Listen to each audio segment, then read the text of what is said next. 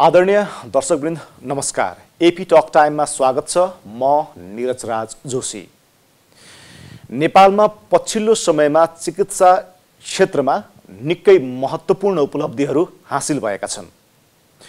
विश्वमा विरलै हुने उपचार पद्धतिहरू नेपालमा पनि सहजै प्राप्त हुन थालेका छन् र सुपथ र सहज मूल्यमा प्राप्त हुन थालेका छन्। यसले गर्दा नेपालको चिकित्सा क्षेत्र अहिले चर्चाको क्षेत्रको रूपमा रहेको छ। अरू क्षेत्रहरू डगमगाइरहेको बेलामा नेपालको चिकित्सा क्षेत्र एकपछि अर्को उपलब्धिहरू प्राप्त गर्न अग्रसर भइरहेको छ।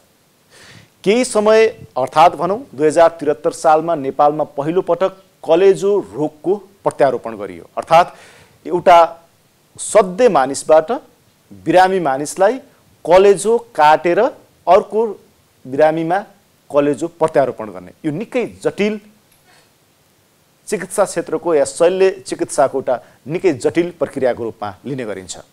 तर नेपालमा पछिल्लो समयमा जतिवटा कलेजो प्रत्यारोपण गरिएका छन् करिब करिब सबै सफल भएका उदाहरणहरू हामीसँग छन्। भर्खरै मात्र 11 महिनाको बालकमा कलेजो प्रत्यारोपण गरिएको छ र त्यो प्रत्यारोपण आजको मितिसम्म सफल छ। यो सफलता कसरी प्राप्त गर्न सकियो? हामीले भौतिक पूर्वाधारको क्षेत्रमा चिकित्सा क्षेत्रको भौतिक पूर्वाधारको क्षेत्रमा राज्यले अझ बढी लगानी गर्ने हो भने हामी चिकित्सा क्षेत्रलाई कुन उचाइसम्म लिएर जान सक्छौँ? एउटा उदाहरण बन्न सक्छ, एउटा मापदण्ड र मानक बन्न सक्छ। आज हामी पछिल्लो समयमा नेपालमा कलेजो रोग प्रत्यारोपणको अवस्था के छ, कलेजोका बिरामीहरूको अवस्था के छ लगायतका विषयसँग सम्बन्धित रहेर यो बसाइमा कुराकानी गर्नेछौँ। जसका लागि हामीसँग हुनुहुन्छ कलेजो रोग विशेषज्ञ अर्थात् कलेजो प्रत्यारोपण विज्ञ डाक्टर रमेश सिंह भण्डारी। उहाँलाई कार्यक्रममा स्वागत गर्ने अनुमति चाहन्छु। डाक्टर यहाँलाई स्वागत छ। नमस्कार, धन्यवाद। सुरुमा त तपाईँहरूलाई बधाई दिन चाहन्छौँ कि तपाईँहरूले करिब पाँचवटा जति कलेजो प्रत्यारोपण गर्नुभयो त्यो सम्पूर्ण सफलता उन्मुख छ र सफलता प्राप्त गर्नुभएको छ।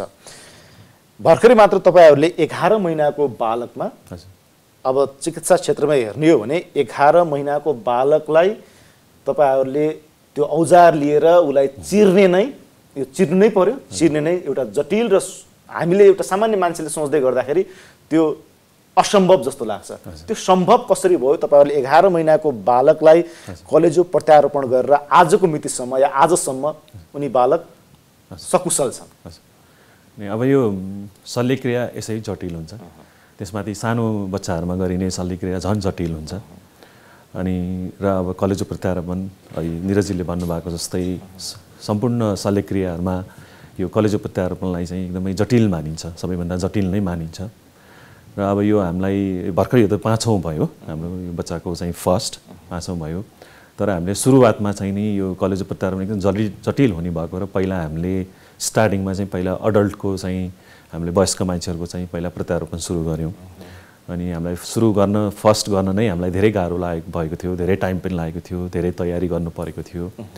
अनि फर्स्ट गर्ने बेलामा धेरै एप्रिहेन्सन पनि थियो। तर पहिलो राम्रो भयो, त्यसले गर्दा एउटा इन्करेजमेन्ट भयो। हाम्रो सबै टिमलाई पनि एक किसिमको चाहिँ ठुलो एउटा आहत मिल्यो।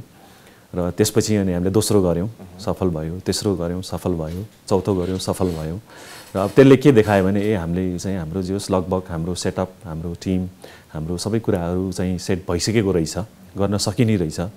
र त्यसपछि चाहिँ अनि यो बच्चाहरूको त अरू अपरेसनहरू, अरू ठुल्ठुला अपरेसन त भइ नै रहेको हो हाम्रो हस्पिटलमा। अब चाहिँ किन त अब बच्चाको पनि त हामी पिडियाट्रिक्स ट्रान्सप्लान्ट कलेजो प्रत्यारोपण त गर्न सक्छौँ नि भन्ने किसिमले हामीले सोच बनायौँ। र अब यही सोच्दाखेरि हाम्रो सुरुमा त हामीले प्लान गरेको अनुसारले हामीले 10वटा अडल्टको गरिसकेपछि मात्र हामीले पिडियाट्रिक्स गर्ने हामीले टार्गेट गरेको थियौँ। तर अब यो 4वटाको एकदम राम्रो भयो, हामीले सोचेको भन्दा पनि एकदम राम्रो आउटकमहरू भए, बिरामीहरूको रिकभरी सबै राम्रो भयो। त्यही भएर ल अब सकिन्छ कि भन्ने हामीले सोच बनायौँ। यही बिचमा चाहिँ नि हाम्रो बच्चाकै यो चाहिँ हाम्रो ट्रान्सप्लान्ट गर्नुभन्दा अगाडि गरिसकेपछि हेर्ने ट्रान्सप्लान्ट हिपाटोलोजिस्ट पिडियाट्रिसियन भन्छौँ, त्योभन्दा एकजना हाम्रो साथी चाहिँ ट्रेन पनि भएर आउनुभयो त्यसको लागि पनि इन्डियाबाट। र उहाँले पनि होइन म हेर्न सक्छु, लेट्स डु इट भनेर उहाँले पनि भन्नुभयो। र यही बिचमा हामीले खोज्दै थियौँ अनि ल अब हामी बच्चा कुनै त्यस्तो हामीले भेट्यौँ गर्नुपर्ने दिने मान्छे छ र गर्नुपर्ने छ भने हामी गर्छौँ भनेर रेडी हुँदै थियौँ। यही बिचमा चाहिँ नि एक दिन मलाई हाम्रो प्राइम मिनिस्टर सरले चाहिँ नि डाक्टर साहब एकजना बच्चाको ट्रान्सप्लान्ट गर्नुपर्ने छ, तपाईँहरूले गर्न सक्नुहुन्छ भन्नुभयो। अनि गर्न नसकिने होइन सर, म एकचोटि हाम्रो सेटअपहरू हाम्रो टिमसँग पनि म सल्लाह गर्छु, अनि हामीले मोस्ट लाइकली हामी सक्छौँ होला भने त्यसपछि मैले हस्पिटलमा मेरो टिमसँग हाम्रो सबै सेटअप, हाम्रो एनेस्थेसिया, हाम्रो पिडियाट्रिसियन, हाम्रो मेरो सबै टिमसँग सल्लाह गरेर हामीले गर्न सकिन्छ नि भनेपछि मैले सरलाई चाहिँ हुन्छ सर हामी गर्छौँ, म कहाँ पठाइदिँदा हुन्छ भने मैले। त्यसपछि यही नानी र बुवा चाहिँ उहाँहरूको परिवारहरू सबै म कहाँ आउनुभएको थियो सुरुमा त। अनि त्यसपछि तपाईँहरूले सक्नुहुन्न हामीलाई बाहिरै जानलाई हामीलाई सहयोग गरिदिनुहोस् भन्नुभयो।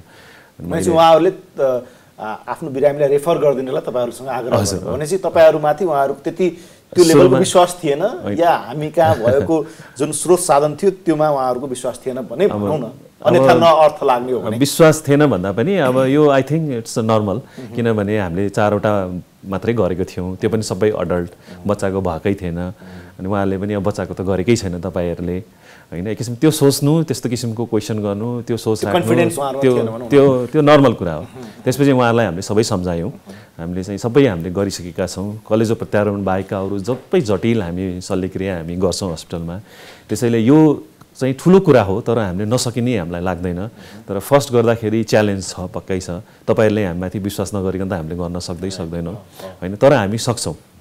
100% ग्यारेन्टी त हामी केही पनि दिन सक्दैनौँ, तर हाम्रो सबै सेटअपले, हाम्रो अहिलेसम्मको हाम्रो यो सफलताले हामी गर्न सक्छौँ भनेर उहाँलाई कन्भिन्स गऱ्यौँ हामीले। र उहाँले केही दिनको टाइम मागेपछि धेरै कुराहरू बुझ्नु भए, त्यसपछि हुन्छ हामी तपाईँलाई विश्वास गर्छौँ भनेर उहाँहरूले एग्री गर्नुभयो। उहाँहरूलाई त्यो कन्फिडेन्ट प्राप्त हुनलाई प्रधानमन्त्रीको पनि केही हदसम्म डेफिनेटली सहयोग भनौँ, या उहाँहरूको सदासहायता पनि त अर्थपूर्ण रह्यो होइन? डेफिनेटली अब प्रधानमन्त्रीजीले आफ्नो सेकेन्ड किडनी ट्रान्सप्लान्टै नेपालमा टिचिङ हस्पिटलमै गर्नुभयो, त्यो पनि एउटा ठुलो इक्जाम्पल हो। त्यसले गर्दाखेरि मानिसहरूलाई एउटा चाहिँ हाम्रो टिचिङ हस्पिटलप्रति, यहाँको सेवाप्रति एउटा ठुलो चाहिँ विश्वास पलाएको छ। र त्यसमाथि प्रधानमन्त्रीले नै ल तपाईँ जानुहोस्, उहाँहरूले सक्नुहुन्छ भनिसकेपछि अब त्योभन्दा ठुलो व्यक्ति को त भन्ने, अनि उहाँहरूले त्यो भनिसकेपछि आउनुभयो। उहाँहरूले पनि बुझ्नुभयो सबै कुरा। हामीलाई यो आएको 1 हप्तामै गरेको होइन, हामीले मलाई अलमोस्ट 2 मन्थ्स अगाडि जति उहाँहरू भेट्न आउनुभएको थियो। यो बिचमा धेरैचोटि कुरा भयो होइन, उहाँहरूसँग सल्लाहहरू भए, उहाँहरूले पनि धेरै बुझे। अनि उहाँहरूले हुन्छ भनिसकेपछि हामीलाई अलमोस्ट 1 महिना 1.5 महिना जति यो प्रिपेरेसन लाग्यो।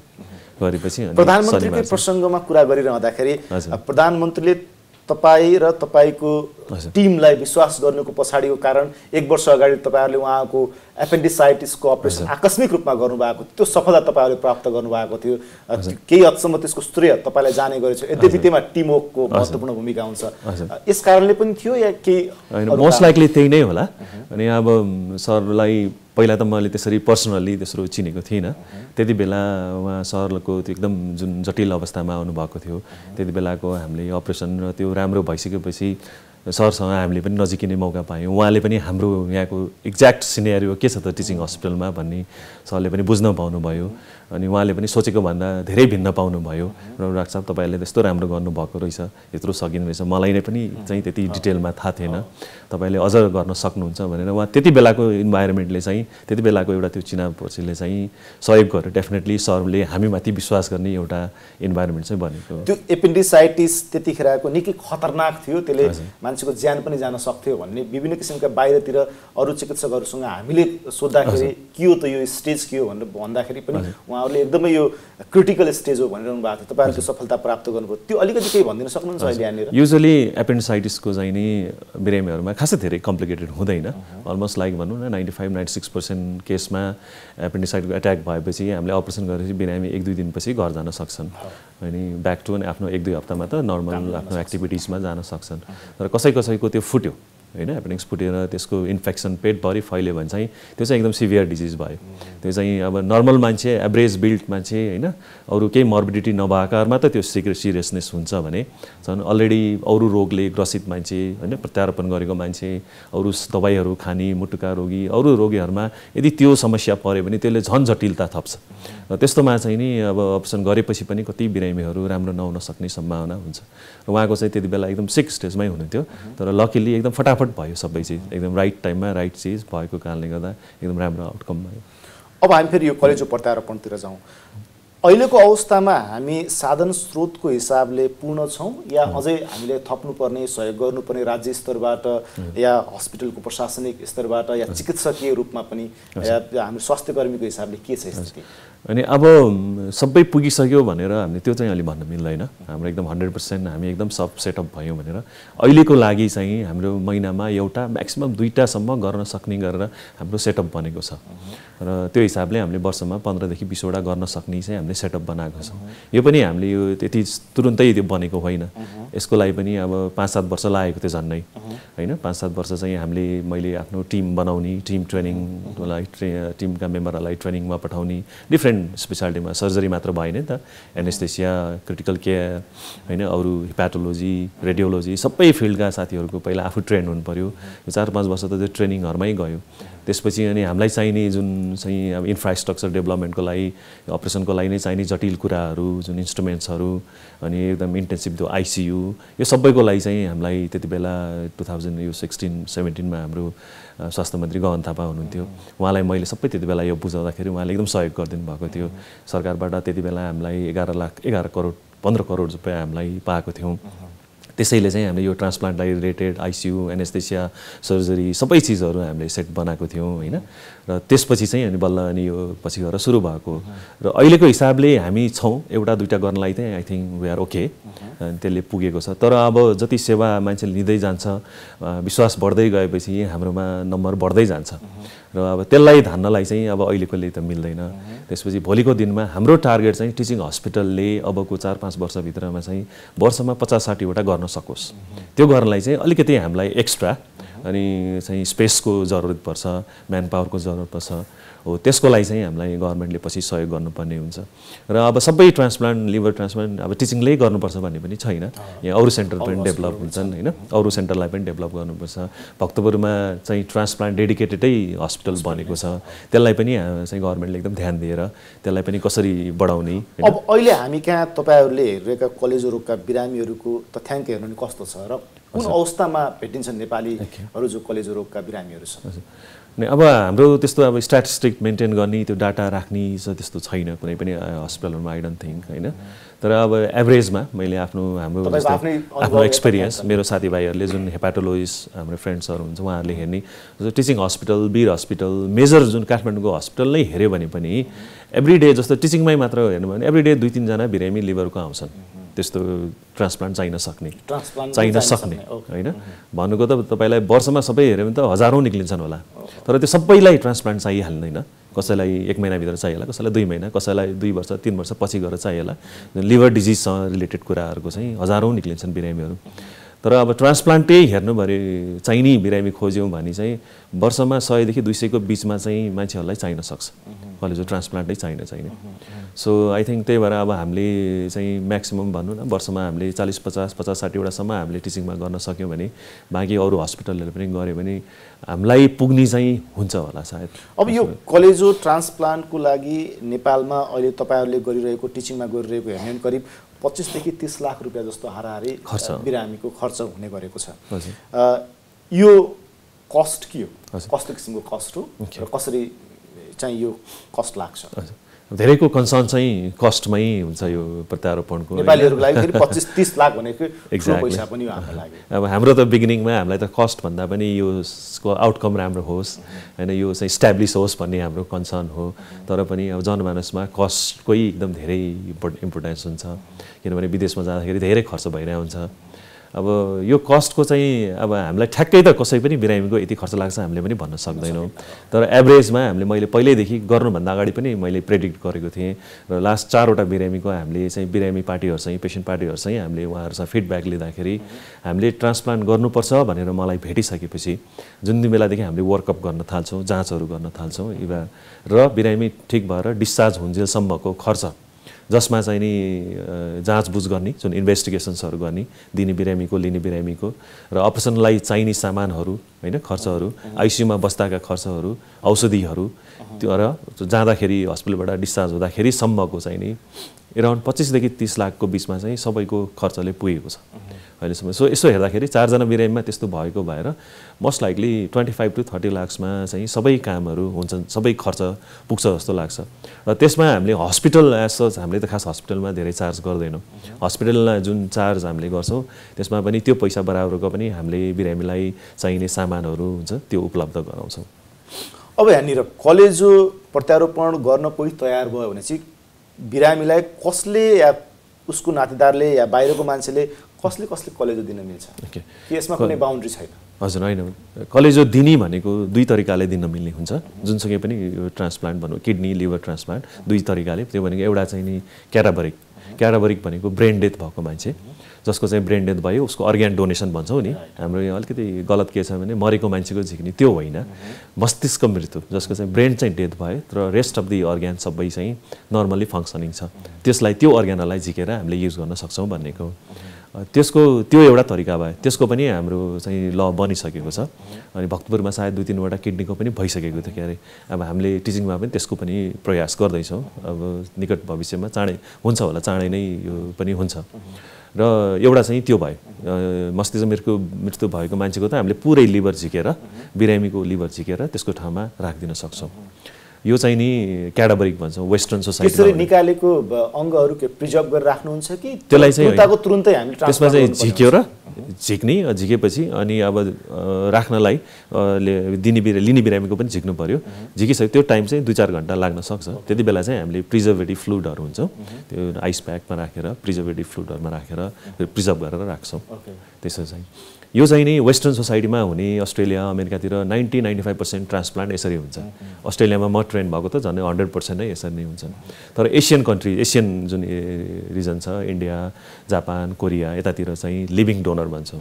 त्यो चाहिँ आफ्नो नातेदारले दिने, आफ्नो नातेदारले आफ्नो लिभरको आफ्नो 50-60% कति हुन्छ अब त्यो पहिल्यै एसेस गरेर कति चाहिन्छ र कतिसम्म दिन सेफ छ त्यो दुइटै हेरेर चाहिँ अनि अब त्यो लिभरलाई दुईटा भागमा डिभाइड गरेर हामी दिन्छौँ। त्यसलाई चाहिँ लिभिङ डोनर भनेर भन्छौँ। र कसले दिन मिल्छ भन्दाखेरि चाहिँ युजली हेल्दी मान्छे भन्छौँ।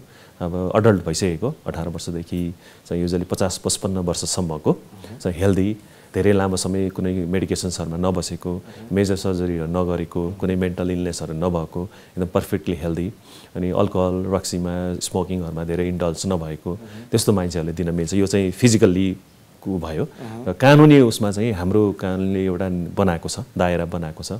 पहिला अलिकति टाइट थियो, पछि अलिकति त्यो एमेन्ड भएर अलिकति त्यसलाई एक्सप्यान्ड गरेको छ क्राइटेरिया, जसमा चाहिँ के छ भने आफ्नो नातेदार, नजिकको नातेदार, आफ्नो बुवा आमा दाजुभाइ दिदीबहिनी अङ्कल आन्टीहरू बाहेक पनि नजिकका नातेदारहरूको एउटा त्यो बनाएको छ। अब त्यो डिटेलमा चाहिँ हाम्रो यहाँ हस्पिटलको जुन सामाजिकमा आएर सोध्यो भने सबै भनिदिन्छ। जस कहीँ न कहीँबाट नाता हुनु पर्यो तर प्रमाणित नाता हुनुपर्छ। कसैले फेक त्यो नाता बनाउँदा चाहिँ हुँदैन।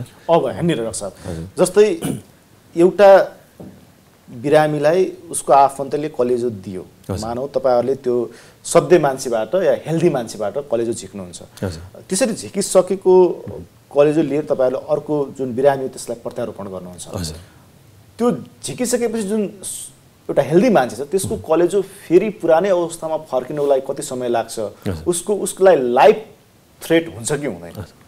अब एकदम यो दिनी कलेजो दान गर्ने पनि एक किसिमको ठुलो एउटा चाहिँ सर्जरी हो। महादान छ। त्यसमाथि पनि लिभरको चाहिँ अपरेसन एटसस यसै पनि गाह्रो हुने चिज हो। त्यसमाथि झन् अब डोनेट गर्ने भनेपछि त्यो प्रोसेस, त्यो प्रोसिडियर, सर्जरी एकदम कम्प्लिकेटेड हो। अब सर्जरी इज विदाउट कम्प्लिकेसन्स होइन, कुनै न कम्प्लिकेसन त हुन्छ। तर अब यो रेगुलरली भइरहन्छ, हामीले यो रेगुलरली लिभरको सर्जरी गरिरहन्छ। मैले पनि महिनामा 3-4वटा मेजर लिभर सर्जरी गरिरहेका हुन्छौँ। सो अब रेगुलरली हुने भएको भएर हाम्रो अहिलेको सबै पेरी अपरेटिभ केयर भन्छौँ, हाम्रो इन्स्ट्रुमेन्ट सबैले गरेर लिभर सर्जरी पनि सेफ भएको छ होइन। यो सेफ भएको भएर चाहिँ नि अब प्रायः जसोमा चाहिँ त्यस्तो धेरै इमिडिएट समस्याहरू आउँदैनन्। सेफ्टीको हिसाबले हेऱ्यो भने जन्मस 99% यो सेफ जस्तै हो। तर अब केही पर्सेन्टमा समस्याहरू हुन सक्छन्। र धेरैमा हुने समस्या भनेको चाहिँ नि यो केही दिन हस्पिटलमा एक्स्ट्रा बसेर केही दिन एक्स्ट्रा औषधि लिएर ठिक हुने हुन्छ। लङ टर्म त्यस्तो एकदम मेजर कम्प्लिकेसन्सहरू युजली देखिँदैनन्। हुँदैन हुने होइन, तर त्यो दान दिएको व्यक्तिको कलेजो रिकभर भएर पुरानै अवस्थामा फर्किन कति समय लाग्छ? त्यो चाहिँ नि युजली हामीले के भन्छौँ भने अब साइजकै हिसाबले ब्याक टु नर्मल भन्दा चाहिँ 6 देखि 8 हप्ता ब्याक टु सबै आफ्नो नर्मल आउँछ। तर बिरामीले दान गरिसकेपछि नै इमिडिएटली भोलिपल्टैदेखि उसको रिमेनिङ लिभरले नै उहाँलाई पुगेको हुन्छ होइन। त्यो नपुगिकन त हामीले गर्दैनौँ। सो एक दिन हामीले अपरेसन गरेको 1 या 2 दिन आइसियूमा राख्छौँ, तेस्रो दिन हामीले वार्डमा पठाउँछौँ। 7 दिनदेखि 10 दिनको बिचमा बिरामी डिस्चार्ज हुन्छ। घर जानुहुन्छ र ब्याक टु 4 देखि 6 हप्तामा दिने मान्छे पनि आफ्नो ब्याक टु नर्मल एक्टिभिटीमा एक्सेप्ट त्यो एकदम एक्जर्सनको काम बाहेकको आफ्नो रुटिन आफ्नो कामहरू गर्न सक्ने हुन्छ र 3-4 महिनापछि त आफ्नो दौडिने उफ्रिने सब त्यतिखेरसम्म उसको कलेजो के रिकभर भइसक्यो युजली साइजको हिसाबले हेर्दाखेरि चाहिँ 6 हप्तामा 90-95% ब्याक टु आफ्नो साइजमा आइसकेको हुन्छ। एउटा मानिसको शरीरमा हुने अङ्गहरूमा सबभन्दा यो बढ्ने या यो फेरि आफ्नै पुरानो स्थितिमा फर्कन सक्ने एउटा अङ्ग यो मात्रै हो या अरू पनि छ? साइज यसरी झिकेर अनि त्यसरी बढ्ने भन्ने त यो लिभरको मात्र हुन्छ हैन। अरू अङ्गहरू चाहिँ हाइपरट्रोफी भनेको ठुलो हुन्छ हैन। अब यसको पनि लिभरको पनि आधा झिकेर अब यो एकदम बढ्ने भनेर ब्याक टु सबै नर्मल त्यस्तो हुने होइन, त्यही रहेको चाहिँ यसले हाइपरट्रोफिड हुन्छ कि एकदम ठुलो भएर आउँछ अनि युजली 6 देखि 8 हप्तामा त आफ्टर ब्याक टु आफ्नो साइजमा आउँछ। अब अहिलेको अवस्थामा हामीले या सरकारले गरिदिनु पर्ने काम के छ तपाईहरुलाई अझ सहज हुनको लागि? हजुर, मैले त पहिलादेखि भनेको छु, मैले आफैले पनि पीएम सरलाई पर्सनली पनि मैले रिक्वेस्ट गरेको छु। जस्तो एउटा फाइनेन्शियल यो कन्स्ट्रेन्ट नै सबभन्दा ठुलो हो अहिले यो पेसेन्टहरुको लागि। 25-30 लाख भनेको पनि त धेरै नै ठुलो रकम हो, त्यत्रो पैसा ल्याउन गाह्रै हुन्छ। अझै पनि मान्छेहरू जसको पैसा छ जसको इच्छा छ उहाँहरू त बाहिरै जानुहुन्छ, जो बाध्यताले बाहिर गएका छन् उनीहरूलाई त हामीले यहाँ गर्न सक्छौँ नि। सो फाइनेन्शियल हेल्प जस्तो हामीले क्यान्सरको बिरामीहरूले पनि अहिले 1.5 लाख रुपियाँ कति पाउँदो रहेछ, प्लस किडनी ट्रान्सप्लान्टकोले 5 लाख जति कति पाउँछ, र एउटा लिभरकोले अहिलेसम्म पाएको छैन। लिभर ट्रान्सप्लान्टको लागि पनि सरकारबाट सहयोग पाइयो भने चाहिँ बिरामीहरूलाई धेरै सजिलो हुन्थ्यो र धेरै बिरामीहरू जुन बाध्यताले बाहिर जाने अथवा नेपालमै पनि गर्नुपर्ने तर गर्न गाह्रो भएकोहरूलाई चाहिँ सरकारबाट सहयोग भयो भने धेरैजना बिरामीहरूले यसको सुविधा लिन पाउँछन् र हामीलाई पनि सजिलो हुन्छ हैन। हामीलाई पनि बिरामीहरू चाहिँ अब जतिजना बिरामी धेरै आउनुभयो हामीले पनि त्यसबाट सेलेक्ट गर्न सक्छौँ। अब कलेजो बिग्रिनुको कारण चाहिँ तपाईहरुको आफ्नो रिसर्चले नेपालमा के कारणले बढी मात्रामा कलेज बिग्रिरहेको देख्नुहुन्छ?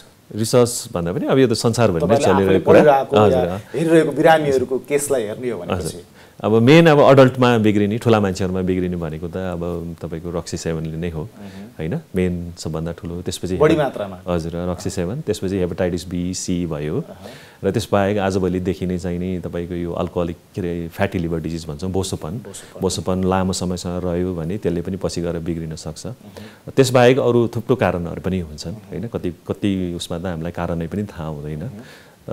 तर बच्चाहरूमा चाहिँ धेरै जसो चाहिँ जन्मजातै जुन चाहिँ बिग्रेको हुन्छ उसको बनावटमै भित्रै, जस्तो हाम्रो यही नानीको पनि उसको एउटा बिलियरी एट्रेसिया भन्छौँ, त्यो भनेको जन्मिँदै उसको नसाहरू राम्ररी बनेको थिएन, त्यस्तो हुन्छ। त्यसबाहेक अरू मेटाबोलिक डिजिज भन्छौँ, रगतसँग डिफ्रेन्ट तत्त्वहरूसँग रिलेटेड कुराहरू, र कहिलेकाहीँ चाहिँ अब इन्फेक्सन्स एक्युट इन्फेक्सनले पनि हुनसक्छ। कहिलेकाहीँ अब औषधि सेवन हुन्छ नि, ड्रग पोइजनिङ भन्छौँ, तपाईँहरूले सुन्नुभयो होला, मसरुम पोइजनिङ पनि सुन्नुभएको छ, त्यस्तो किसिमले पनि लिभरमा चाहिँ टक्सिसिटी हुनसक्छ। डाक्टर साहबको अब यतातिर लिभरको साथसाथै तपाईँ यो प्यान्क्रियासको पनि एकजना स्पेसलिस्ट हो तपाईँ, मेरो अध्ययन अनुसार पछिल्लो समयमा नेपालमा पनि यो प्यान्क्रियासका समस्याहरू भएका बिरामीहरू थपिन थालेका छन्। अब त्यसमा एक्युट प्यान्क्रियाटाइटिस र अर्को क्रोनिकल प्यान्क्रियाटाइटिस भनेर दुईटा त्यसलाई डिभाइड गरेको छ। हामी कहाँ चाहिँ एक्युट प्यान्क्रियाटाइटिसका बिरामीहरू अलि बढी जस्तो देखिन्छ, यसको कारण चाहिँ के हुन सक्छ? हाम्रोमा तपाईँले एकदम राइटली भन्नुभयो, एक्युट प्यान्क्रियाटाइटिस क्रोनिक प्यान्क्रियाटाइटिस भनेर। एक्युट भनेको चाहिँ अहिले तपाईँमा नर्मल छ, भोलि मलाई सिम्पटम भयो हैन, अब त्यसलाई चाहिँ हामीले एक्युट भनेर भन्छौँ। क्रोनिक भनेको चाहिँ क्रोनिक भनेको टाइम धेरै समय लाएर प्यान्क्रियास बिग्रिने। क्रोनिक प्यान्क्रियाटाइटिस पनि हाम्रो बिरामीहरू थुप्रै छन्, अब त्यो चाहिँ त्यस्तो अब एक्युटको जस्तो धेरै नहोला तर थुप्रो छन्, त्यसको पनि विभिन्न कारण हुन्छ। एक्युटको हुने चाहिँ प्रायः जसोमा रक्सी सेवनले हो त्यो पनि अगेन, र त्यसबाहेक चाहिँ स्टोन डिजिज भन्छौँ, गल स्टोन डिजिज, त्यसले गर्दा हुने, र कतिमा चाहिँ ब्लडको अरू कारणले गर्दा मेटाबोलिक कजेसहरू हुन्छन् हैन, त्यसले पनि हुन्छन्। अब सङ्ख्या बढेको भन्ने जस्तो लाग्दैन, मान्छेहरू कन्सर्न भएको हुन्, हस्पिटल आउँछन् सबैजना, हाम्रो चाहिँ हस्पिटल आएर आफ्नो केयर गर्न आइपुग्ने भए, ट्रिटमेन्टको लागि आउने भए, त्यही भएर हामीलाई चाहिँ त्यो नम्बर बढेको जस्तो लाग्छ होला। सायद यो पहिल्यैदेखि रहेको डिजिज हो, फेरि यो अलि जटिल अङ्गको रूपमा पनि लिँदो रहेछ, यसलाई धेरै डिस्काउन्ट पनि हुँदैन, यसलाई तपाईँको फेरि यसलाई यसको विषयमा हाम्रो यो अल्ट्रासाउन्डले या अरू थोकले सिटी स्क्यानले पनि एकदमै राम्रै त्यसलाई उ गर्न सक्दैन हजुर भन्ने यो प्याङ्क्रियास चाहिँ तपाईँले अध्ययन गर्नुभएको रहेछ डोन्ट मेस अप विथ प्याङ्क्रियास भन्छौँ होइन त्यो भनेको चाहिँ त्यसमा बिग्रियो भने त्यसलाई ठिक बनाउन एकदम गाह्रो हुन्छ होइन अरू अर्ग्यानको जस्तो हुँदैन एकदम सफ्ट हुन्छ नरम हुन्छ त्यहाँ त्यो बिग्रियो भने चाहिँ त्यसलाई ठिक बनाउन त्यसको अपरेसन गर्न गरिसकेपछि पनि राम्रो नहुने सक्ने सम्भावनाहरू हुन्छन् त्यही भएर चाहिँ त्यसलाई चाहिँ डोन्ट मेस अप विथ प्याङ्क्रियास भनेर भन्छौँ होइन र अब यो एक्युट प्याङ्क्रियाटाइटिसको जुन भन्नुभयो अनि अब धेरै जसोमा यो चाहिँ 80-90% त माइल्ड हुन्छ भनेको बिरामीलाई दुख्यो बिरामीलाई गाह्रो भयो प्याङ्क्रियाटाइटिस भयो 1-2 दिन हस्पिटलमा बसेर चाहिँ उसलाई रेस्ट दिन्छौँ पेटलाई रेस्ट दिन्छौँ होइन मुखबाट खाना नदिएर नसाबाट दिएर राख्छौँ धेरै जसो 80-90% मान्छेहरूमा सल्भ हुन्छ 10% मान्छेमा चाहिँ एकदम रिस्क हुन्छ र पेसेन्ट चाहिँ त्यो झन् प्याङ्क्रियाटाइटिस त्यो बढेर त्यसको असरले अरू अर्ग्यानमा पनि असर गरेर बिरामी हामीले गुमाउन पनि सक्छौँ त्यही भएर यो चाहिँ एकदम एक्सट्रिममा हुनसक्छ पछिल्लो समयमा केही चर्चित मान्छेहरू यो प्याङ्क्रियासको क्यान्सरले गर्दाखेरि मरेकाहरू स्टिभ जब्स लगायतकाहरूको हेर्ने हो भनेपछि यो क्यान्सर हुने स्थितिको अवस्थाको बारेमा पूर्वानुमान हामीले केही गर्न सक्ने हुन्छ कि हुँदैन यसमा चाहिँ प्याङ्क्रियासको क्यान्सरको चाहिँ नि अब धेरै जसो हामीले आउने चाहिँ नि भइसकेपछि सिम्टम नै लिएर आउने हुन् र एउटा अनफर्चुनेटली यो प्याङ्क्रियासको क्यान्सरको कस्तो हुन्छ भने सुरुमा साइलेन्ट हुन्छ र जुन बेला सिम्टम लिएर आउँछन् सिम्टम के हुन्छ त भन्दाखेरि धेरैमा जन्डिस हुन्छ जन्डिस भएर आउँछन् त्यो भएर आउँदाखेरि धेरैको चाहिँ डिजिज एकदम एडभान्स भइसकेको हुन्छ त्यही भएर अब यसको चाहिँ अब बाहिर पनि त्यही नै हो यो धेरै जसो बिरामीहरू चाहिँ हस्पिटलमा डाक्टरकोमा पुग्दा चाहिँ एडभान्स स्टेजमै आउँछन् तर अब पहिल्यै थाहा पाउने पहिल्यै उ गर्ने चाहिँ अलिक यसमा अरू जस्तो एकदम पर्फेक्ट एकदम आइडियल स्क्रिनिङ भन्छौँ त्यो चाहिँ त्यसको छैन तर अब फलोअपमा बस्ने हाई रिस्क मान्छेहरू जस्तो प्याङ्क्रियाटाइटिस भएको मान्छे क्रोनिक प्याङ्क्रियाटाइटिस भएको मान्छे उहाँहरू पनि रिस्कमै भयो फ्यामिलीमा प्याङ्क्रियासको क्यान्सर भएको मान्छेहरू छ भने त्यो पनि रिस्क भयो होइन त्यस्तोहरूमा चाहिँ हामी फलोअपमा राख्छौँ ब्लडको टेस्ट गरेर तपाईँले भने जस्तो अल्ट्रासाउन्ड पऱ्यो भने सिटी स्क्यान ती सबै फलोअपमा बसेर अब भइहाल्यो भने चाहिँ कमसेकम चाँडै डिटेक्ट गरौँ भनेर त्यो चाहिँ गर्न सकिन्छ तर त्यस्तो एकदम आइडियल जस्तो बरु लिभरकै क्यान्सरको चाहिँ स्क्रिनिङहरू राम्रो छन् होइन जस्तो ब्रेस्ट क्यान्सरको हुन्छ होइन तर यस्तो प्याङ्क्रियासको चाहिँ त्यस्तो राम्रो चाहिँ स्क्रिनिङ चाहिँ छैन ट्रान्सप्लान्टको सम्भावना ट्रान्सप्लान्ट हुन्छ प्याङ्क्रियासको पनि ट्रान्सप्लान्ट हुन्छ त्यो चाहिँ नि तपाईँको अब लिभिङबाट चाहिँ हुँदैन ब्रेन डेथ मान्छे चाहियो त्यसमा चाहिँ नि ब्रेन डेथको पेसेन्टको प्याङ्क्रियास चाहिँ झिकेर पनि गर्छौँ बाहिर गर्ने गरेको छ प्याङ्क्रियासको पनि अनि त्यसले चाहिँ युजली कहिलेकाहीँ डायबिटिज जुन औषधिले पनि ठिक नहुने डायबिटिज हुन्छन् किडनी रोगसँग रिलेटेड त्यही भएर धेरै जस्तो किडनी र प्याङ्क्रियासको सँगसँगै भइरहेको हुन्छ र पछि हामीले हाम्रो क्याटाबरिक प्रोग्राम भयो भने प्याङ्क्रियासको पनि मोस्ट लाइकली हामीले गर्न सक्छौँ त्यसको लागि तपाईँहरूलाई शुभकामना यहाँसम्म आएर यति कुरा राख्नु त्यसको लागि तपाईँलाई धन्यवाद निरजी मलाई पनि यहाँ बोलाएर बोल्ने मौका दिनुभयो धेरै धन्यवाद दर्शक आउनुहुन्थ्यो प्राध्यापक डाक्टर रमेश सिंह भण्डारी उहाँको नेतृत्वमा भर्खरै मात्र टिचिङ